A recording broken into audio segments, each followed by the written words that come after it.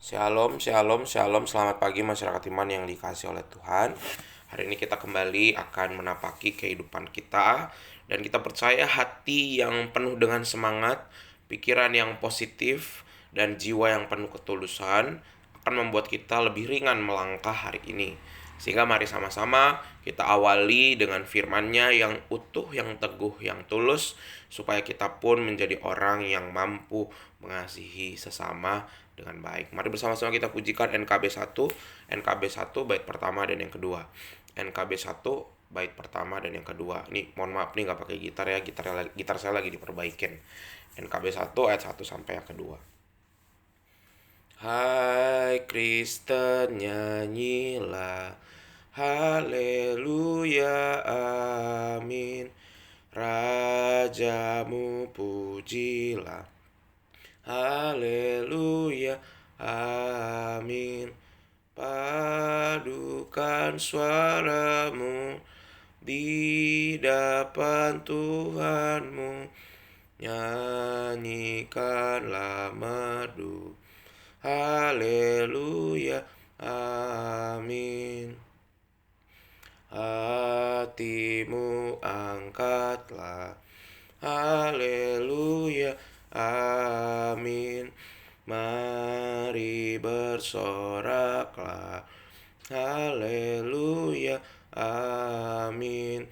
Tuhan sahabatmu tinggal bersamamu, kasih-Nya pun teguh, haleluya, amin. Mari kita berdoa. Ya Bapa, Engkau adalah panutan kami, karena kasih-Mu yang Kau tunjukkan melalui pengorbanan Putra Tunggal-Mu, Tuhan Yesus Kristus, adalah satu teladan bagi kami agar kami juga berkorban. Sehingga biarlah Tuhan hari ini sebelum kami memberikan pengorbanan kami mau bersama-sama dengarkan sabda Tuhan yang akan mengokohkan, meyakinkan, dan menguatkan kami. Kami serahkan ya Tuhan, hanya di dalam nama Tuhan Yesus Kristus Juru Selamat kami yang hidup, kami berdoa dan bersyukur. Amin. Bapak Ibu Saudara, bersama-sama kita buka dari 2 Tawarikh 35, 2 Tawarikh 35 ayat 16 sampai 19. 2 Tawarikh 35 ayat 16 sampai 19 akan kita buka bersama-sama. 2 Tawarikh 35 ayat 16 sampai 19. 2 Tawarikh 35 ayat 16 sampai 19.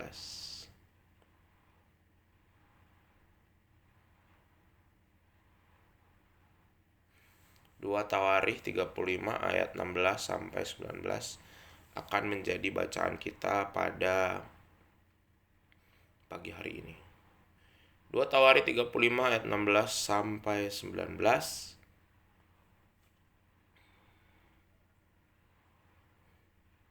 Dengarkanlah sabda Tuhan. Demikianlah seluruh upacara ibadah bagi Tuhan disiapkan pada hari itu, untuk merayakan Paskah dan untuk mempersembahkan korban bakaran di atas mezbah Tuhan sesuai dengan perintah Raja Yosia. Pada waktu itu orang Israel yang hadir di situ merayakan Paskah dan hari raya roti tidak beragi selama 7 hari. Paskah semacam itu tidak pernah lagi dirayakan di Israel sejak Nabi Samuel. Seorang pun di antara raja-raja orang Israel tidak pernah merayakan Paskah seperti yang dirayakan Yosia dengan para imam dengan orang-orang Lewi, dengan seluruh orang Yehuda dan Israel yang dapat hadir, dan dengan penduduk Yerusalem. Paskah itu dirayakan pada tahun ke-18 pemerintahan Yosia.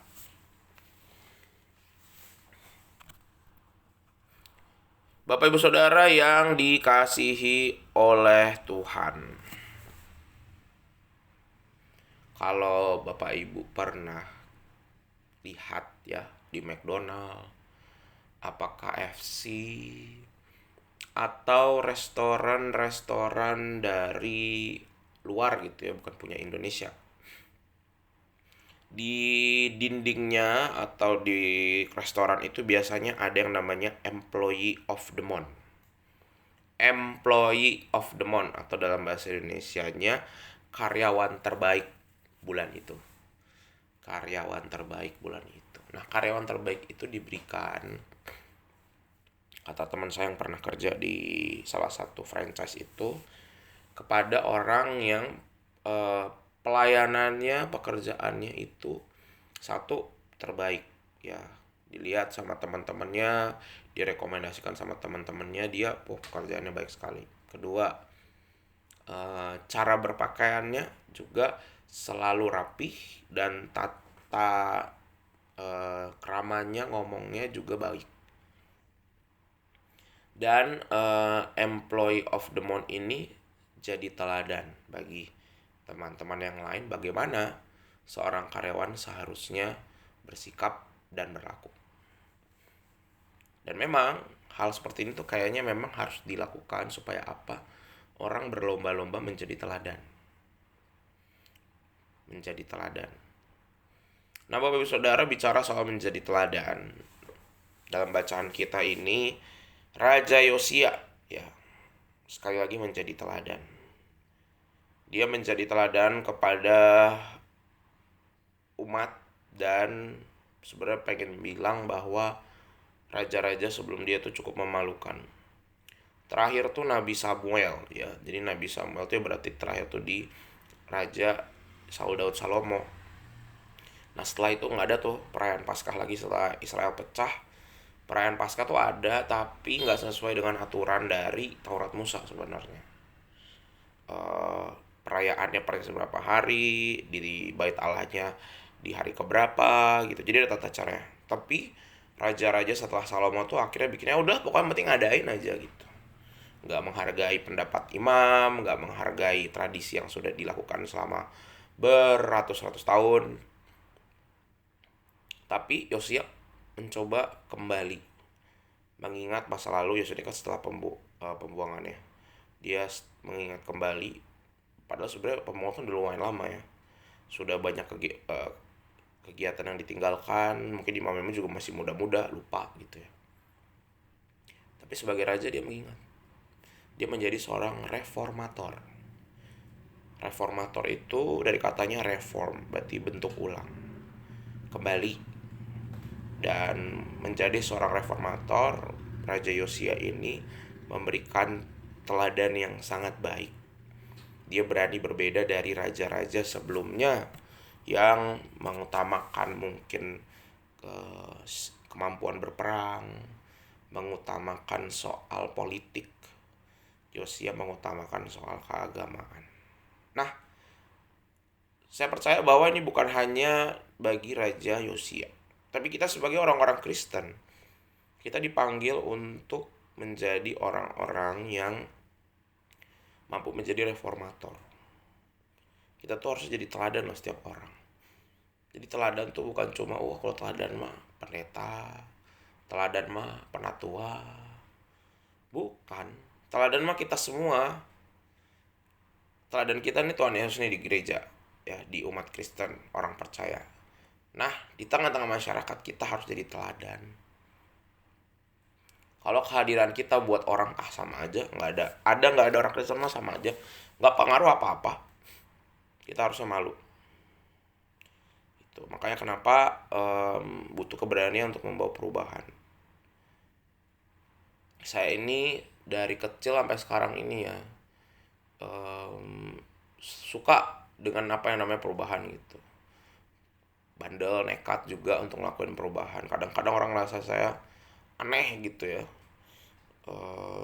Mulai dari waktu saya SMP kayaknya, SMP di gereja, di kepengurusan di remaja itu saya buat sebuah dobrakan, melakukan kegiatan live in, dan juga dalam proses penyusunan anggaran itu saya juga bantu teman-teman saya untuk melakukan sebuah perubahan.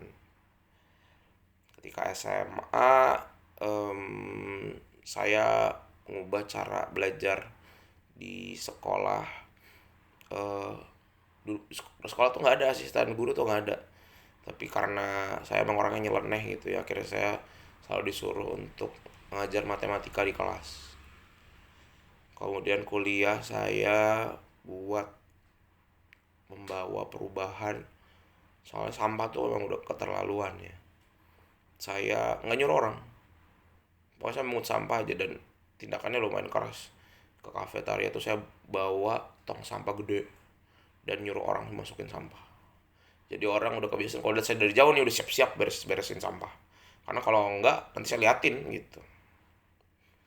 Termasuk saya bawa sampah dari kampus sampai ke kos-kosan. Masyarakat nggak cuma teman kampus saya, sampai masyarakat udah tahu nih kalau ada si mas-mas yang kayak gini nih pasti dia bawa karung udah kayak pemulung gitu. Tapi orang jadi malu gitu kalau tiap kali saya akhirnya udah deh ikut sampah juga. Dan proses perubahan di Karangsembung ini juga kerinduan saya ketika melihat sebenarnya suara hati jemaat orang Sindang Laut tuh kadang-kadang gini ya, Sindang Laut sama Karangsembung itu betul dulu kita pernah jadi kayak rival gitu ya, anak-anak sekolah minggu remajanya.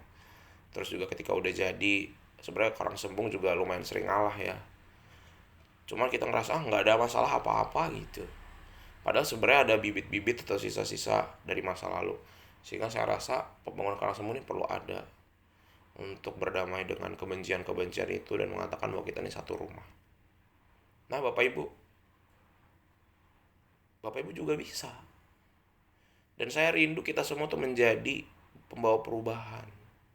Jangan sampai kita masuk liang kubur, kita nggak pernah bawa perubahan apa-apa. Malu sama Tuhan, malu. Dan banyak orang yang bisa gitu loh. Jangan bilang, saya mah nggak bisa bawa perubahan. Nggak ada alasan kayak gitu. Setiap murid Tuhan, 12 murid bisa. Di sepanjang sejarah dari anak kecil sampai orang lansia, ada tokoh-tokoh sejarah Kristen yang bawa perubahan. Jadi nggak bisa bilang, saya emang udah tua nggak bisa bawa perubahan. Nggak ada. Nggak bisa juga anak-anak, dia mah masih kecil nggak bisa bawa perubahan. Nggak ada. Ya, Yosia ini masih muda nih hitungannya nih. Ya, 8 tahun jadi raja, coba. Nggak logis, tapi bisa. Jadi nggak ada alasan kita nggak bawa perubahan. Saya minta kepada setiap kita yang mendengarkan Sabda hari ini, sudah adakah perubahan yang kita bawa dalam hidup? Sudahkah kita jadi teladan? Perubahan itu bukan nyuruh orang, lu gini, bukan. Kasih teladan. Kitanya udah kasih teladan belum? Contoh waktu saya kuliah itu, kalau saya cuma nyuruh, buang sampah pada tempatnya, nggak ada yang mau buang sampah. Tapi ketika saya bawa tong sampah, saya bawa karung, ya biar aja saya dibilang kayak pemulung. Tapi pemulungnya galak, sehingga orang jadi malu kalau buang sampah sembarangan. Dan saya melakukannya juga. Jadi kalau kita pengen, anggota keluarga saya dong gak berubah. Hey, kita sudah berubah belum? Sudah jadi teladan. Anak saya malas, kamunya udah gak malas belum? Waduh, anak saya, orang tua saya galak. Loh, kamunya udah kasih teladan belum? Supaya gak galak. Waduh, pasangan saya nih orangnya gak bisa diatur, keras kepala. Kamunya udah gak keras kepala belum?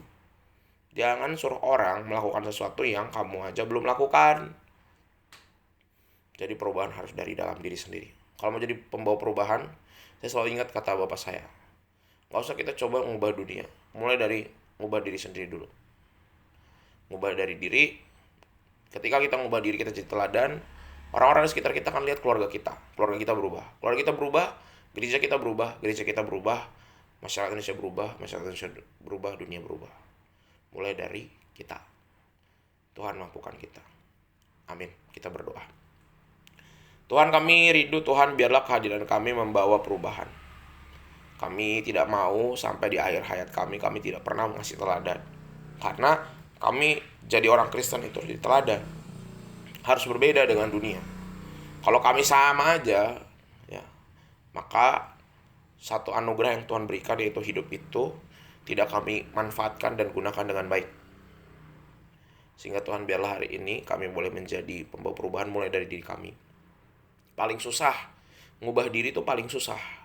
Gengsi, malas, dan juga kadang-kadang kami tidak mau direndahkan.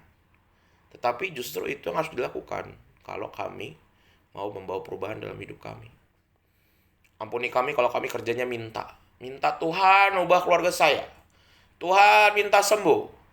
Tuhan minta kehidupan saya lebih baik.